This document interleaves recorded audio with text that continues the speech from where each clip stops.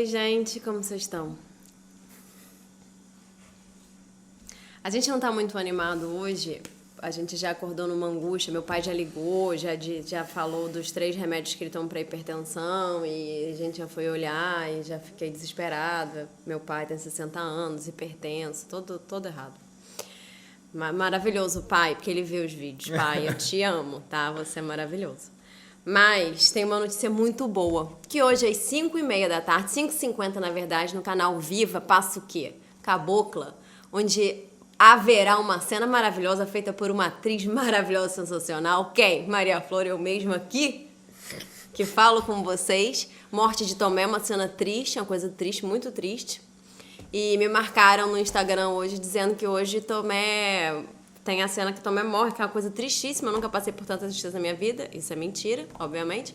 Mas tem lá essa cena, que é uma cena que eu gosto muito. É uma novela que eu gostei muito de fazer. Então, se você tá aí sem fazer nada na sua casa de quarentena, 5h50 no canal Viva, eu vou assistir. Porque eu tenho saudade de mim mesma. E do meu cabelo. Naquela época, que eu ainda era uma mocinha de 21 anos, não tinha ainda 36, então os hormônios ainda estavam o quê? Pipocando na minha vida, e eu tava com o cabelo maravilhoso, brilhante. Agora não, é essa palha que tá aqui. Mentira, não posso reclamar do meu cabelo, mas ele tá um pouquinho... Depois que eu tirei a pílula, eu tô falando compulsivamente, porque como tá eu e o Emanuel sozinho aqui, a gente não tem com quem falar, só vocês, eu preciso falar, gente. Mas eu vou parar. Acho que agora pode entrar a música. Entrar a música.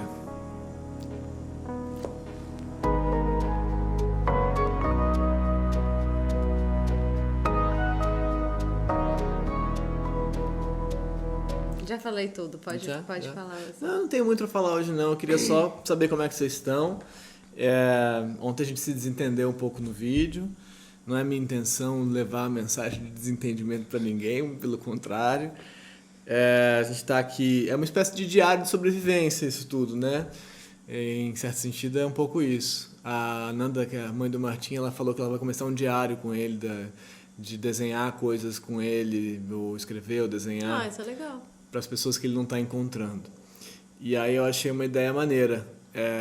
E aí posso propor aí essa dinâmica para quem se interessar. Eu acho que deve ter muita... Espero que tenha muita gente fazendo diários agora. Eu pensei em fazer diários. Mas pensando nisso, né? De quem você não está encontrando, o que você poderia... Falar para essa pessoa, escrever para essa pessoa. E aí, eu queria só falar uma coisinha rápida hoje, assim. Eu atendo as pessoas na autoescrita, né? Então, essa semana eu passei mesmo nessa situação, continuei atendendo as pessoas todas.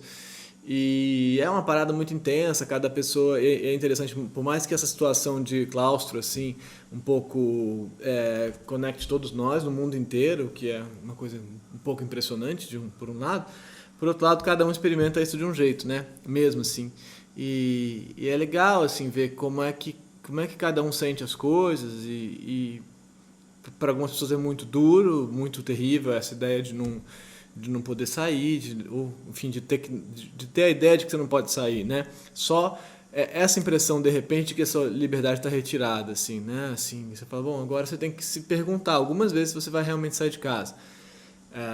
Bom, e aí fiquei pensando sobre o que é a liberdade, assim, um papo meio assim, né? Mas o que é a liberdade, o que a gente entende por esse conceito, que a gente não pode sair, mas a gente tem muita liberdade ainda dentro desse espaço restrito para pensar como é que a gente vai experimentar esse não deslocamento, né? Esse impedimento de sair. A gente tem muita liberdade para entender como é que a gente vai pensar, como é que a gente vai sentir, como é que a gente vai experimentar tudo isso. E aí queria jogar isso para vocês de volta aí, para vocês pensarem o que é a liberdade para vocês e se é possível mesmo dentro de um ambiente fechado, continuar tendo uma experiência de liberdade porque você continua podendo pensar, imaginar, sentir, tudo mais. E aí, livros? Livros. Os livros, eles fazem realmente a gente sair, né? Eu tô aqui, continuo continuo batalhando 100 anos de solidão e tô muito feliz agora com ele, tô indo muito bem, tô caminhando, tô lá viajando, porque ler um livro é uma viagem, né? Mas aí pensei em alguns livros, a gente falou do ensaio sobre a cegueira, talvez deixe a pessoa mais angustiada, Mas eu acho um livro muito lindo, assim, e na verdade esperançoso no fim das contas. E uma outra coisa que eu fiquei pensando também é como a gente... Várias pessoas postaram isso, mas eu acho que não custa falar, né? Que apesar da gente ter os teatros estarem fechados, os shows estarem paralisados, ninguém pode fazer show, ninguém pode ir pro teatro, ninguém pode ir pro cinema, mas a gente continua consumindo cultura, né? Várias pessoas fazendo lives, cantando músicas, várias pessoas fazendo contação de história para criança, pessoas, sei lá, fazendo leitura de livros, não necessariamente para criança, filmes que você pode ver que tem aí no Now, na Net, no Netflix, na Amazon Prime, não sei lá o que, não sei lá o que, não sei lá o que, e pensando que nesse momento, como a arte, né, a cultura, os livros, tudo isso salva vidas, né? Tudo isso salva a gente da gente mesmo, da nossa própria, do nosso medo, do nosso pânico, do nosso desespero, da nossa solidão. Então, só para dizer que tanto foi falado sobre a cultura no Brasil e que a Lei Rouanet e o sei lá o quê, e que os globais, e tanto foi falado pelo governo, né, contra a cultura, e a gente sabe bem, acho que todo mundo que está aqui nessa rede sabe bem tudo isso que foi feito e todas as políticas que não foram feitas e tudo que estão tentando fazer nesse governo do nosso país para acabar com a cultura, né, para realmente sucatear a cultura e acabar com o cinema nacional, por exemplo. E agora a gente está consumindo isso, é o que temos para consumir. É, sim, cultura. E mais uma vez mostrando que ela tá aí para salvar a gente. Então, espero que o pessoal que votou no nosso amigo presidente repense aí a sua postura diante disso, não é mesmo? E aí, tem um livro que eu gosto muito, que na verdade é Cartas a um Jovem Poeta, que é do mesmo autor, do Rainer Maria Rilke, mas eu não achei ele aqui em casa. Eu vou procurar, até porque eu tenho bastante tempo para isso. A gente já tentou indicar uma vez, não achou também. Não achamos, podemos comprar. Mas tem aqui Cartas do Poeta sobre a Vida, que também é um ótimo livro. E aí eu fui olhar, e aí ele fala aqui na contracapa, tem um textinho rapidinho que eu vou ler para vocês, que é exatamente sobre a arte, que diz assim: pois a arte é infância. Arte significa não saber que o mundo já é, e fazer não destruir nada que se encontra, mas simplesmente não achar nada pronto. Nada mais que possibilidades, nada mais que desejos. E, de repente, ser realização, ser verão, ter sol, sem que se fale disso involuntariamente. Nunca ter terminado, nunca ter o 7º dia, nunca ver que tudo é bom. Insatisfação é juventude. Vamos nos manter insatisfeitos, então. Não é mesmo? É isso que eu tenho a dizer. Eu tô meio, né, nessas últimas coisas eu leio, eu tô meio cafona, né, gente? Desculpa aí, foi mal. Eu tô nesse momento, eu choro agora em casa. Bom, mas esse é um bom livro, porque são vários textos curtos, que ele fala sobre a vida, então é bom que faz a gente pensar um pouquinho. E aí eu vi também o documentário do Pepe Mujica, não sei se eu já falei aqui. Não sei também. E lendo o Gabo e vi ontem, acabei de ver o documentário do Pepe Mujica, e as coisas que ele fala, que parecem coisas muito simples, ele tem uma linguagem muito simples, por isso talvez ele se comunique tão bem, mas uma linguagem muito clara, assim, muito simples, mas tudo que ele diz é super profundo, é super difícil, na verdade, o que ele está querendo dizer. Mas me deu tanta esperança, assim, de certa forma, no mundo, porque é um cara que tá lá. Claro que o Uruguai é um país muito menor, que tem uma outra história, mas ele tá lá tentando fazer um lugar um pouco mais justo. Apenas isso. E é uma coisa muito boa que ele fala sobre a maconha, Ele vai para os Estados Unidos conversar sobre isso, né? Tem uma imagem no filme que ele vai conversar para explicar qual foi a política que ele fez, que ele propôs e tal. E ele falou, as pessoas acham que o Uruguai agora vai ser um país onde as pessoas vão para se drogar, para fumar maconha. Não é disso que eu estou falando. Estou falando que isso é um mercado, que precisamos abraçar esse mercado e fazer dele e organizá-lo. Organizar as pessoas que plantam, organizar quem compra e tratar as pessoas que são doentes. Então é tão simples isso, ao mesmo tempo é tão complexo. Mas ele conseguiu lá, no Uruguai, um país que não é o Brasil realmente, é um país piquitito. Mas fiquei muito pensando também, e me deu uma tristeza assim, tremenda, fiquei pensando no Brasil, na nossa falta de identificação com os nossos próprios parceiros, né? Com a América Latina. Como a gente é pouco identificado com os argentinos, com os uruguaios, com os paraguaios, a gente fica vivendo como se a gente fosse americano, querendo ser americano. A nossa identificação são os Estados Unidos, né? A gente quer ter um presidente igual o Trump. A gente quer ter as políticas americanas, a gente quer ser um país igual aos americanos. E falando nisso, parece que os americanos descobriram a cura para o nosso querido companheiro, que a gente não pode falar o nome, mas não foram os americanos, é uma brincadeira só porque o Trump, nesse mundo de hoje, quem tuita primeiro ganha o crédito, né? Então, mas é uma responsabilidade que ele fez no final, né? Enfim. Até porque vocês sabem, né, que parece que o amigo foi lá, tuitou que como é o nome? Tem cloroquina. Mas não pode falar o nome do negócio. Porque eu sei que não pode falar o nome da parada, mas do nosso amigo invisível. Nosso amigo invisível. Mas ele foi lá e tuitou isso, e na verdade não tem nada científico que realmente comprove isso. A gente não... Mas é um estudo muito...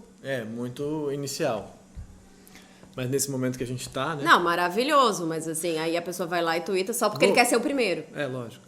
Vou botar para vocês aí embaixo a referência desse estudo, mas é só botar cloroquina, azitromicina e o tal do negócio, que você, para quem quer ter um pouco de esperança numa solução que não seja ficar 6 meses dentro de casa, esses estudos dão um certo...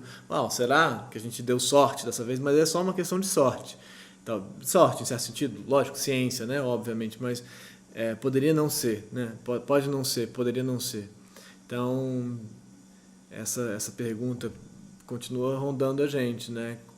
A gente fala, será que a humanidade vai aprender agora com esse negócio? Mas você vai aprender com esse negócio? Quanto que você vai aprender? Quanto que a gente vai aprender? Quanto que daqui a 1 mês, 2 meses ou 1 ano, que seja, a gente não vai voltar para o nosso mesmo modelo de vida, cada um de nós, para as nossas mesmas estruturas mesquinhas, que não estou falando que isso é simplesmente uma escolha de você virar uma pessoa melhor, evoluída, não é isso, mas quanto que a gente consegue se revisar? Quanto que é possível realmente se revisar?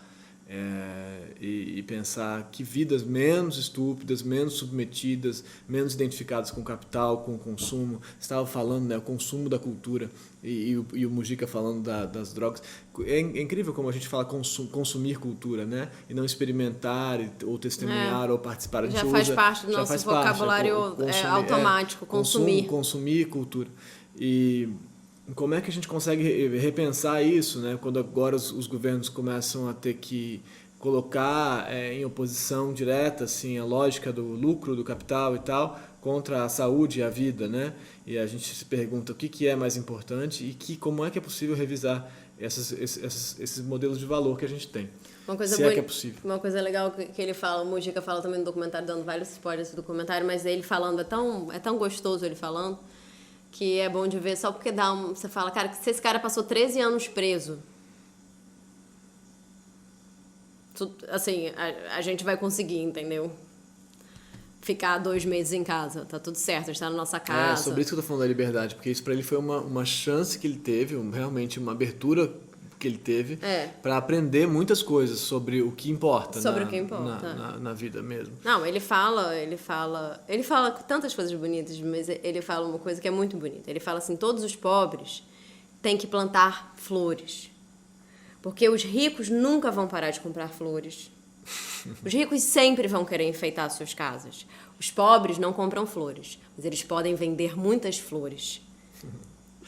Não é incrível? E tem lá ele plantando, assim, é muito bonito, eu chorei copiosamente. E aí os jornalistas, né, aparece o último dia dele, assim, do governo, é o último dia, ele tá indo fazer o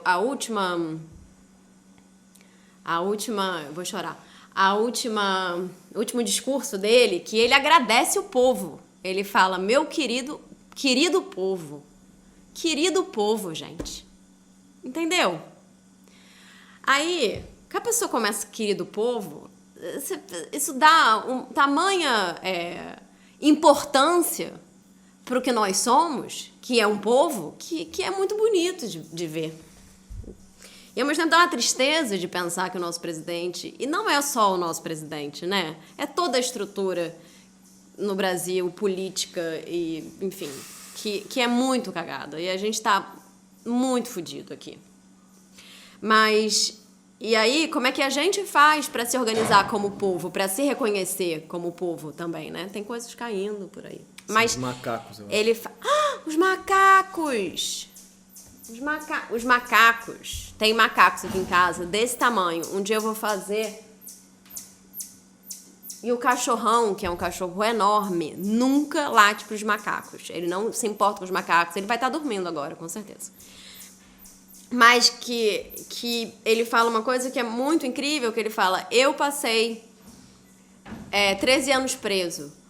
Porque perguntam assim, como é que você está se sentindo hoje e tal, seu último dia de governo, depois de 4 anos? E ele diz assim, o dia mais emocionante da minha vida foi quando me transferiram da penitenciária tal para penitenciária tal e eu entendi que a ditadura estava acabando.